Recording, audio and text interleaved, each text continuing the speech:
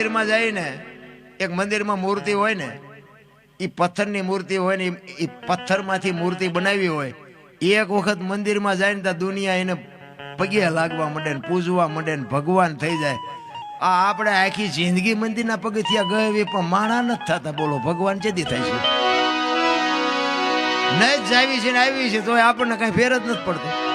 પૈસા વાળા હોય માલપા ભીખ માગતા હોય, રાંકા હોય બહાર બેઠા બેઠા માગતા હોય. બહાર હોય કે 2 રૂપિયા 5 રૂપિયા જોડો માલપા જાય કે છોકરાનું હક પણ નથી થતું, ધાબુ નથી ભરાતું, ભેંસ વિયાણી.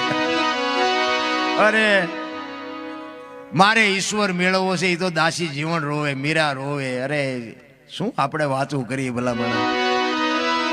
જ્યાં જાઓ ત્યાં બધા રોવે જ છે. આપણને એમ થાય કે હારું આપણે ક્યાં રોવું? રોવું તો આપણે છે પણ ટેકો દેવો છે ખંભો નથી જડતો, ક્યાં રોવું? એક પાસે જાય કે એવો છોકરાને બહુ તેડી જાય મોકલતા નથી. બીજા પાસે જાવ કે ડોબું વિયાણું દોવા નથી દેતું. બીજા પાસે જાવ કે છોકરાને પોલીસ વાળા લઈ ગયા જામીન જડતા નથી. તો આપણને એમ થાય આપણે ક્યાં રોવું? પણ આ સંસ્કાર ઘટે છે. મારો કહેવાનો મિનિંગ ઈ જ, આ સંસ્કાર જો સિંચન સંસ્કારનું કર્યું હોય ને, આ માના ધાવણમાંથી હોય. બાપુ મા ધારે ને એ દીકરા કરી શકે. બાકી અત્યારે તો બાપુ શું આપણે વાત કરીએ ભલા મને? સંસ્કારની જરૂર છે. જનેતા એવી હોય ને બાપુ જોગમાયા. હું તો એમ કહું કે હમણાં કીધું એમ એક ઉદરમાં સંતાનનો વિકાસ થતો હોય, રામાયણ ગીતા બાપુ ભાગવત એની હોવારી દીકરી નીકળી જાય ને જો આનો પ્રભાવ ન પડે તો આપણા ગ્રંથોને ઓળખે કોણ ભલા? પણ હવે આ ગમતું જ નથી. અને રૂપિયાનો એવો ઢગલો કરી નાખ્યો છે, ઊંચું માથું જ નથી કોઈ કરી શકતા. આમાં ભજન ચારે કરે અને એમાં બાકી હતી ત્યાં મોબાઈલ આવ્યા. આપણે કે હાલો ચા છો કે મુંબઈ છું, મંડી આડા ઉભા હોય. બોલો અરે તમારી બોલે આમ છે આ બધું. અરે દી ઉઠી ગયો ભલા મને. ધરતી કપ થયો, ધરતી કપ ની વાત કરું. થોડાક છૂટા કરી રાખો હાથમાં, નકરો એમ નામ ધરતી કપ ન હોય. પૈસા તો જોવે જ ને. મરી જવું હોય તો ઝેર લેવા પૈસા જોવે છે. આ તો ભલામણ આનંદ કરવાનો છે. ધરતી કપ થયો ને તેથી અમારે સુરેન્દ્રનગરમાં અમે નીકળ્યા ને ત્યાંથી ખરાબ બપોરે બધા ધોઈનું બોલતા હતા. શ્રી રામ જય. મેં બધા બોલ્યા હોત તો થાત જ નહીં. અત્યારે મનાણા છો. હવે અત્યારે એ વખતે એવું થતું, એવું લાગતું હતું કે આખી દુનિયા સુધરી જાય. અત્યારે નવા કોંટા ફૂટ્યા હોય એવું નથી લાગતું. બધા ભૂલી ગયા. અમે મહા મહિનાની બીજ હતી, મહાસુદ બીજ હતી. અમે ચોરવીરા રામ ટેકરી રામાપીરનું મંદિર છે, અમે ભજનમાં આવતા હતા. અને ધરતી કપ થયો એટલે વાહન બાહન તો ક્યાંય હાલતા ન હોય. એમાં એક સકડા વાળો ભાઈ નીકળ્યો.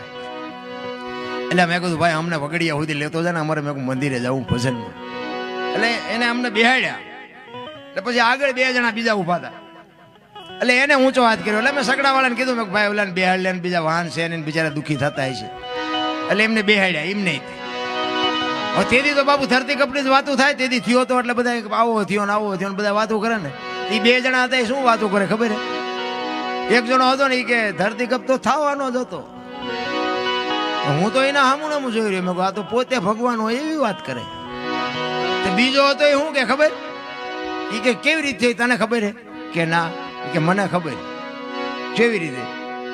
એ કે શેષનાગની ઉપર, શેષનાગની ફેણ ઉપર ધરતી છે અને શેષનાગ કે થાકી રહ્યા હતા ને એટલે કે પડખું ફેર્યું તેમાં ધરતી હેલી. એટલે મેં કીધું સકડામાં આવવું છે કે ઉતરી જવું છે? તે દી પાછા ન વળે, અત્યારે પાછા વળે. હા નો તો હમાતો હા મારા રામ. ઘરમાં તમે જો 15 વર્ષના સંબંધ બગડી ગયેલા. ધરતી આમાં આંસકો માર્યો ને એક તો પેલા રાંધીને બધા ખાવા માંડ્યા. આપણે ઘણું સમાધાન કોને કર્યું? ફરતા ગામના મથ્યા હતા, સમાધાન ન થયું. ધરતી આમ કે આમ કર્યું ને તો બધા એક તે પેલા અહીંયા જ ખાતા જ કે અમે અહીંયા જ તે ઘર નહોતા હાગરતા. મારા રામ ઈશ્વર ધારે તો શું ન કરી શકે ભલા. પણ હવે આપણને ભરોસો નથી. 2 દિન 5 દિન થાય પાછા હતા એવા ને એવા ભૂલી જાય છે. ધરતી કપ ક્યારે આવ્યો હતો? કેટલી તીવ્રતાનો હતો? કઈ તારીખ હતી? કયો વાર હતો? અમારું સુરેન્દ્રનગર જિલ્લાના મૂળી તાલુકાનું ટીકર ગામ, ત્યાંનો અમારો એક ભીખાભાઈ રબારી આજ આ દુનિયામાં છે નહીં પણ એક અમારી ભજનની દુનિયાનો ભીષ્મ હતો. આ ધરતી કપની વાત એને લખી છે. પોતે હતો સાદો માણા, માલધારી માણા હતો. કેડિયું ધોતિયું એવું પહેરે, સ્ટેજ ઉપર બેઠો હોય તો તમને કંટાળો આવે કે ઓલાને ક્યાં ચડાવ્યો. પણ પેટી ઉપર બેહે પછી તમે કાન પકડાવી દે તમને, પછી તમને એમ થાય કે બીજા કોઈને સાંભળવા જ નથી, એને જ સાંભળવો છે. એવો બાપુ સાહિત્યકાર, એવો ભજનાનંદી પુરુષ. એને આ ધરતીકપની વાત લખેલી. ધરતીકપ ક્યારે આવ્યો હતો, કયો વાર હતો, કઈ તારીખ હતી, ક્યાં એનો લાવારસ નીકળ્યો અને ક્યાંથી ક્યાં હાલ્યો અને ક્યાંથી બંધ પડ્યો, એની તમને યાદી કરાવો.